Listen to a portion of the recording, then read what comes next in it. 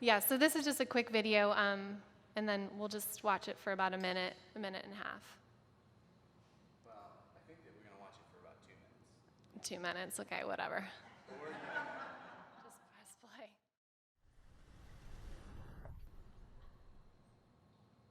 Anyone's heart racing? So that video shows, it's called the 10-meter tower, and it shows people attempting to dive off a 10-meter, which is roughly 30-foot tower. I'm showing it because it reveals something very basic that changed my life. We're hardwired to be ruled by fear. Fear is primal. It's our brain's way of keeping us safe.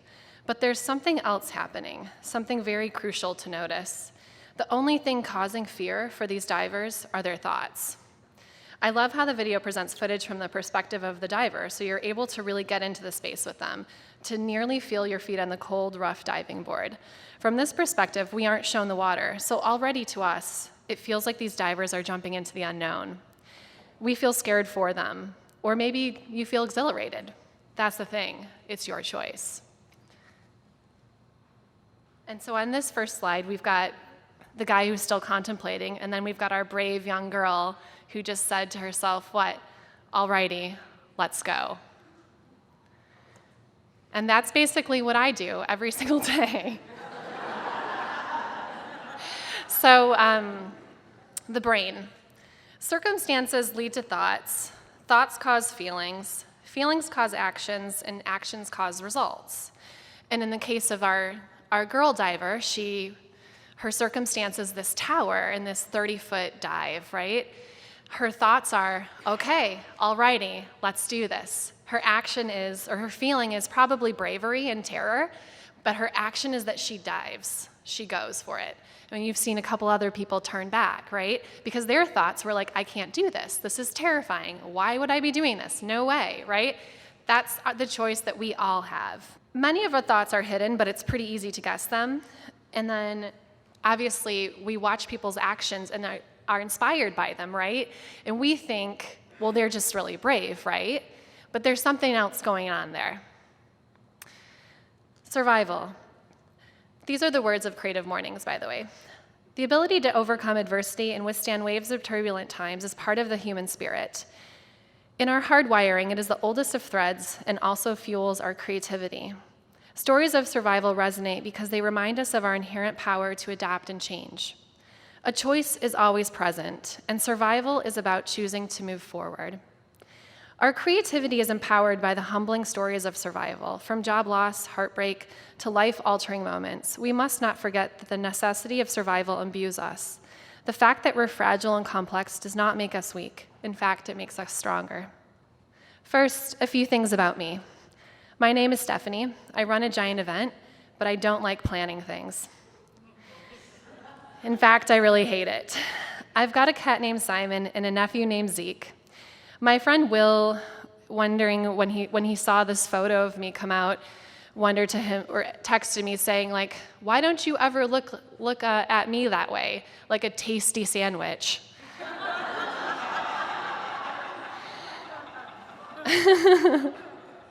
I've been on my own for most of my life, but officially since I was 16.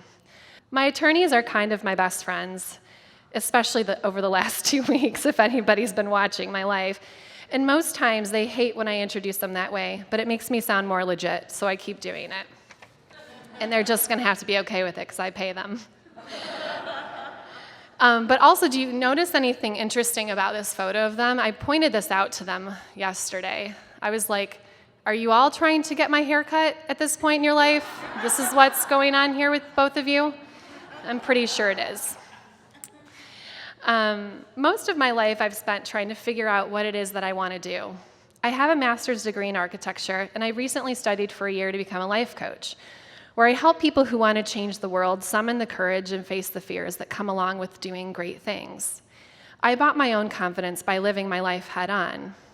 I was born to do big things, and here's my story. In the beginning, draft 1. I'm a fatherless daughter, but it wasn't always that way. I grew up the daughter of a man who so loved his family that his inability to deliver them the life he thought they wanted drove him into a deep depression. away from those he loved, convinced that his worth lay connected only to family vacations and houses and Christmas presents. This was his choice, but I bet he didn't realize it. I'm a motherless daughter, but it wasn't always that way. I grew up the daughter of a woman so in love with her children that she could not bear to see them in pain. As they began to crawl and then walk out of her house and into the world, she became frightened. She could not guarantee their happiness or safety. She could not shield them from pain. So, to protect her own fragile heart, she walled herself off from those she loved, and in essence, disappeared from their lives. This was her choice, but I bet she didn't realize it. In the beginning, draft 2. I was 10 years old. My father had just sold his business. We were in a recession. We sold our house, and our parents had lost hope. Our life as we knew it changed forever, and so did I. From a very early age, I lived on that 10-meter tower, jumping off time and time again, always to a new solution that would bring us back together as a happy family. As many times as I jumped, it just never worked. I was too young to understand that there was another story that I could have. I only knew before and after. And in my pursuit to rebuild my past, I both armed my spirit to chase very big dreams, but I refused to accept reality and move through the pain of losing my life as I knew it. I believed I could fix everything because my thought was that I could do anything, and I'd spend nearly 20 years trying. Of course, it never did work. But instead of continuing to pretend that I can change people, I rewrote my past by changing my thoughts. I was raised by an entrepreneurial father and a very loving mother, both of whom still love me very much. From my father, I learned to commit fully to the things you love. From my mother, I learned how to be selfless and kind, always seeing the good in the world. My past was perfect. These were the parents I was supposed to have. This was the life I was supposed to live. The early challenges sent my way were training for the living of a very big life. I was not meek. I was strong. It would take all that training for me to evolve into a person that would change the landscape of a city and set fire to a creative revolution. Fear would have many people retreat back into comfort, to step off that tower, into feelings of sadness or regret, to bitterness or pain or shame. They may shrink away, never wanting to acknowledge their struggle, but that was never my story. Hi, I'm Stephanie Sheldon, a certified life coach, which basically means I call people out on their bullshit pertaining to their dreams. Business coach, entrepreneur, founder of the Cleveland Flea, boss, and self-described queen of the rough draft. Today I'm sharing lessons from my life, as well as I will show you how they've shaped me into the human I am today. This isn't actually a sad story. It's a story of the burning down of what wasn't right and the building up of what was. It's a collection of many now hilarious moments that did not feel that way at the time, and also a look at how I deal with new challenges because they just don't stop coming. Looking back, I can laugh a lot about it because it led to the birth of a strong, confident, mostly happy woman who spends her days helping others rise to the occasion, not give up on their dreams or let failure define them. This is a story about survival and about how you decide to let challenges define you, about how they can change you or keep you the same, about how they can help you know yourself better or keep you confused about your life, about how they will bring you joy if you only just let them. So, why a flea market? So, I wanted to present a little bit about why I started the Flea and how it came to be. And number one, a flea market on one level operates in a way that continually changes. So we have 3 types of people at the Flea. We've got our small batch people, which is our food vendors. We have our handmade specialists, and then we have our flea finds people. And the combination of all those 3 people lead to something that's absolutely compelling every single month. So if you just have one over the other, you really don't have like an experience that would really draw everyone back. Another thing I wanted everyone at the Flea to know is that like we all need each other. All the handmade vendors care about the flea finds people. All the flea finds people love the small batch people. They're really all a very cohesive and symbiotic type of community. Another thing is, what did Cleveland need that a flea market could solve? Well, Cleveland had a history of some really amazing maker events, but none of them were happening consistently, and none of them were happening to turn hobbyists into business owners. They were always well-attended and wonderful places, but they weren't setting fire to a creative revolution. They weren't creating as much community as I think people need when they're doing great things. So the stakes are really high at the Flea. It's a 10-meter tower. There are 20 to 30,000 people there to see you. If you don't get there in time, we will kick you out. Like, we won't let you in. You pay like a good size fee because we want you to care. And most small business owners live in this world where like they believe they should get handouts because they're small. And I can't do this. And like, okay, continue to cry for me. Like, no, this is not the thing for you. You will learn to be strong. And if you cannot learn to be strong, you will not do this because this is not the only challenge that will come your way. So the stakes are high. It's consistent. It's every single month. So you can depend on that income. The idea behind it was that I had the idea that like all my clients would sort of like bemoan the fact that they couldn't do what they loved because they couldn't pay their rent. And I was like, oh, well, I'll solve that for you. I'm going to create a flea market. So that was why I started the flea market, because I had creative clients with my consulting business, and they were all like, oh, like, can I like pay $100 for a logo? And I was like, no, what are you even talking about? You're going to pay like an actual price for a logo. Like, too many creative people do not get paid for their services, and it's a very high value to people, especially at the very beginning of their careers. So I was sick of not getting paid for my work, and I realized, well, they just need to make more money. Oh, well, that's easy to solve. So that was like not even a thing. Another great thing about the Flea is there are measurable moments, and every business needs to have things that they can, benchmarks that they can hit, goals that they can work toward. Nothing is worse than like having an idea and then like sitting on the internet waiting for someone to find you, which is what most of our small businesses do, right? We're like, oh, I built my website. You're like, yeah, well, you're not even saying anything. What's wrong with you? So there are measurable moments for people. They can also get a lot of feedback from people. It allows them to learn through this experience about their business. It's a business incubator, and I said that from the very beginning. You don't really market it like that because people are like, hey, let's go down to the business incubator. No, they're like, well, let's go down to the flea market. So the behind the scenes of the Flea is that it was always engineered to be a place that would help people take that leap. We also teach shoppers how and why to support creative business owners. We've never had an Instagram or a Facebook that was all about just promoting products. Like, sure, we'll get in there and get excited about what's happening. Shonda's here. I've been posting about her Pop-Tarts or her pastry pockets. Don't want to get yelled at for that one.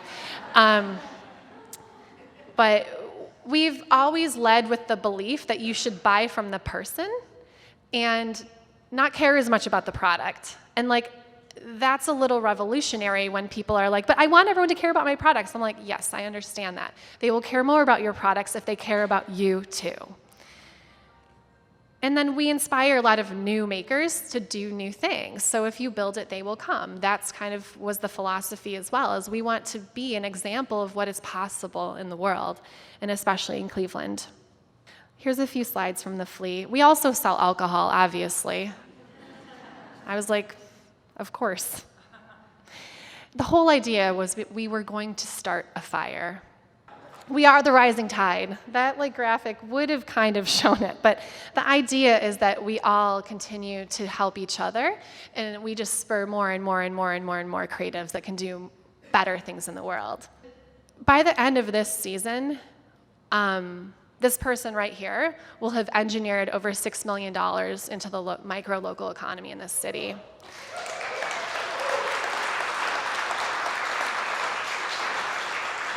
And that is one of the reasons I'm not scared of the city of Cleveland when they try to shut me down all the time. I'll get to that later on.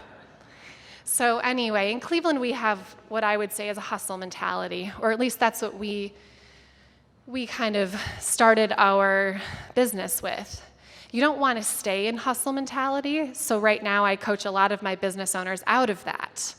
Hustle mentality is what you need when you need to conjure up every bit and every ounce of confidence that you have to do the thing that you're doing. It will get in your way once you're trying to create processes and systems and structure, because those things take measured attempts and a measured sort of plan of attack. And that goes a little bit opposite hustle mentality. But it works really well when you're just starting out. So who are our clients at Indie Foundry? They're the dreamer doers, the healers, inspiring makers, creatives, bosses, bold badasses, purposeful teachers, passionate change makers, truth seekers and tellers, dealers of joy. They're basically all of the people who want to change the world. And they want to change the world because of something they've gone through or a special skill that they have or that they just can't not do it. Our clients change the game, they rewrite the rules, and they put in the work. This is just some of our clients. One of them's in the room right now. She's in the back. So this was Diana Vitantonio. She is the owner of Breathless Yoga. Her whole being is changing the world and just how she lives her life. Most of our clients come to us and have a story to tell, have no ability to tell it. It's just not their language. And we are a band of not only sort of people that, mostly my job is to kick them out of this idea that business is business, right? I should have an Instagram that looks like that person's Instagram, or what's that person doing? But that's business. Well, you don't do that in business. No, small businesses are run by people, so you have to do what works for you. And the thing that works for you is usually going to be the thing that you enjoy. So don't set your Instagram up in a way that you hate doing it. You won't do it. This is Haja. She created kind of like a yoga experience for girls that are around, I'd say 14 to 16, who are at that crucial point that they could really their lives could turn into something that really does not serve them. So she brings them back to themselves, and it's a pretty amazing thing. Most of my clients also have no idea how to describe what they do. It's kind of hilarious. When I first met Haj, I was I am never going to work with you. I have no idea what you're talking about. I can't even handle this. But once they give me some money, I'm fine, we'll figure this out. This is Dina and Caroline. Dina is here. And I tricked her into hiring us when I had crepes with her at Le Petit Triangle. I was oh, you just need to hire us. No, none of this makes sense. So, but this is the thing. I talked to Dina this morning, and she was someone who was not creating any content, was not talking about her business, wasn't doing any of that. And now she's oh, I was uploading content yesterday. I was creating this, and I felt so empowered. That's what we do for people. We deliver them confidence. We also worked with Groundswell Yoga, which is actually more of just a creative fitness revolution. Annie, who owns Harness Cycle down the street here. This is one of our maker clients. This is Origin, and they do A2 Milk. They are the people behind Piccadilly. Basically, the tie that binds everybody is that we build brands that work hard. We're really not a graphic design and branding firm for people who just want a really cute, trendy thing and to have a hobby side hustle. We just don't have time for that. We're there for the people who are terrified, and they honestly won't usually admit it, but they have a huge, huge thing to give to the world, and they need us to help them through it.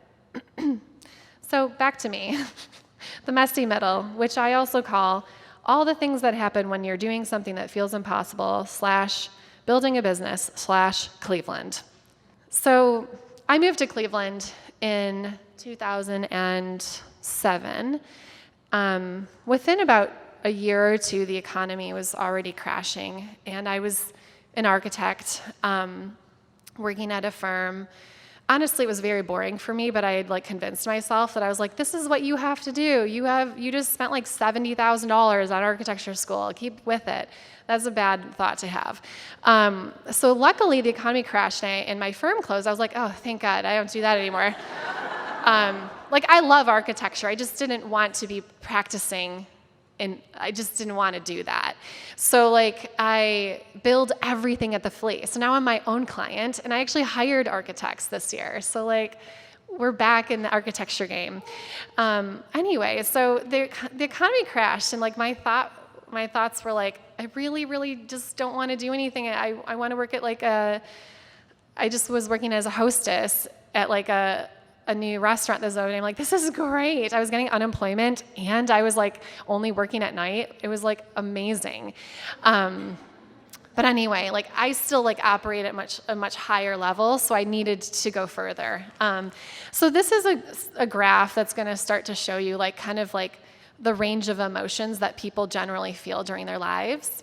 And this is like kind of like a straight line, like, you know, like you're just coasting through, your life's fine, you're not trying to like scare anybody or yourself, you're not trying to like do anything crazy or really good, right? You're just like, let's just keep life super simple, everybody. That's that line. This is when you're like, you know what, I kind of want to build like a cool life, but like you're also going to do it really slowly.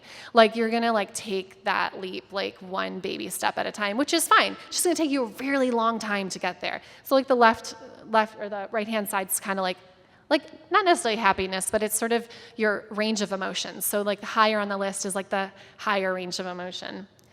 This is like the other thing that a lot of us do too. That's just like life just gets worse because we just stay in the thing that we don't want to do, right? We don't take the leap. We continue to find excuses for ourselves. Our life does not get better. This is my life. You can imagine how stressful that feels. But essentially, this represents most creative entrepreneurs or entrepreneurs in general, is that like it is a fast ascension and then a quick drop, and then another fast ascension and a quick drop. But the drops get, if you kind of see the graph, the falls get shorter because you're buying confidence along the way. You're creating courage along the way. It feels less terrible to you when things go wrong, but things never stop going wrong. Like, trust me. I'm going to share with you all the things that went wrong. This is what I call the messy middle. So this is like an upswing. This is like, oh my God, the flea, it happened. Amazing, it's going on. This is called you get shut down by the fire department during your holiday event, and there's like a full fire truck there, and people are yelling at you everywhere, and you're like, oh, this is kind of cool. And then you also like, you know, because kind of some restaurateurs decide to set up in your space and are like, well, she told us we could have open flames. Okay, you know what? No one ever told you that. But anyway, we've put that behind us, all of us. But anyway, so like that's like what happens. That the upside of that is the fire department is like very close to me now. Like we're like totally like this. Like all of them love me. They come to the flea all the time. They most of the time are like, we're sorry we're so hard on you. So there you go. Well, that next like high is like, oh my God, all these people work for me. Oh my, like I have a staff of 6 employees at the flea. And then I even have like 2 people that work for me at Indie Foundry. Like amazing, right? Oh, they all leave. That's called 2016. That's like, 2016 was like the worst year ever. It was like every storm possible that came through the flea. All of my staff left within 1 month of each other. Yeah, it was pretty terrible. Shout out to my girl here, though. She's new. So anyway, you'll be okay. The upswing to that is that you get the right people, right? Because really what was happening was that like I was too busy to hire people, and they were like, we want to work for you. And I was like, okay, of course you can work for me. Like I never stopped to say, no, you can't work for me. Like I can't manage you. I can't even manage myself. So that was a really good lesson to learn.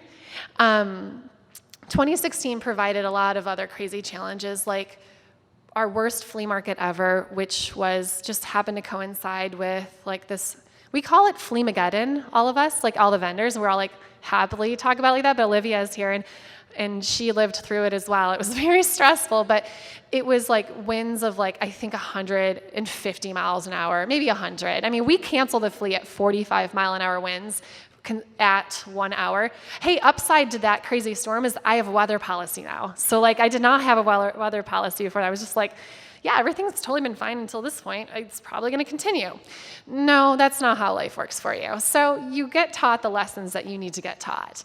And when you're doing something really, really big, those lessons are really catastrophic and very, very big. But that's fine, because I was like born to deal with that, right? So the flea was like, that was like the craziest day. There was hail, storms, tents were breaking, stuff was flying everywhere. I mean, people were screaming. There was also still people shopping, and then they were, yeah. There was people mad at me that I was closing down. I wanted to punch them. I was like, do you even understand what is going on here? All the food trucks are like, why are you closing, girl? We're totally fine in this truck. I'm like, right, bye, get out of here. So that's another thing. We deal with a lot of people with all of their own viewpoints. City of Cleveland is one of them. Really, they just want more money from me. I get that. They're not going to get it. But they don't scare me anymore now, at least. The vendors, they're for the most part, like the kindest, best individuals in the city. Mostly because we've curated it that way. We've actually kicked people out that have bad attitudes. We're like, oh, you're being mean to that person? You can't stay here. Like, I don't care. Like, you have to be kind to everybody. I'm the only one that gets to be mean to everybody. Olivia knows that. That's because no one listens to anything we say. So it's okay. They're like my children. Anyway, this is basically the shit that I did horribly wrong, is this chart. But it's also the thing that bought me all of the confidence that I have. And there was like a story that just came out about me that the guy was like, well, if she's so confident, she wasn't smiling, she'd be so conceited. I'm like, no, I like bought all this. I deserve this confidence. Do not take it away from me. This is not easy. So that's another thing. I think sometimes we think business is easy because we see everyone's Instagram and we see like, oh, well, gosh, they're like getting press. It's not easy. None of it is easy, and none of it is glamorous. It is very, very difficult, especially if you care. Who knows what's next, right? We have a lot ahead of us in this city. We personally have a lot ahead of us in terms of development and in terms of the challenges that we face. But one of the biggest things that I face right now is just learning to become the best version of myself as a boss. That is a really tough thing if that's not what you were looking for. And I'm sure most everyone in this room can understand in their own way like what you're personally dealing with in order to get to that next level. And you just need to realize that like all of the challenges that come your way, whether it's a recession or your staff leaving, or even like one of your staff members standing in front of you and in front of your whole office telling you you're the worst boss ever, you have to realize that all of those things are there for a reason. And that challenge, being yelled at by one of my staff was basically like my personal challenge to step up to the plate. I probably was a terrible boss, Like those things don't hurt me. They hurt for a second, but you can't believe the story. So decide for yourself what you let defines you. And that includes all the stuff people say about you on the internet. Because once you start doing anything large scale, everyone starts saying lots of crazy stuff about you. And if you choose to believe it, that's up to you. You can just define your own story. And then stick with it. Thanks, everybody.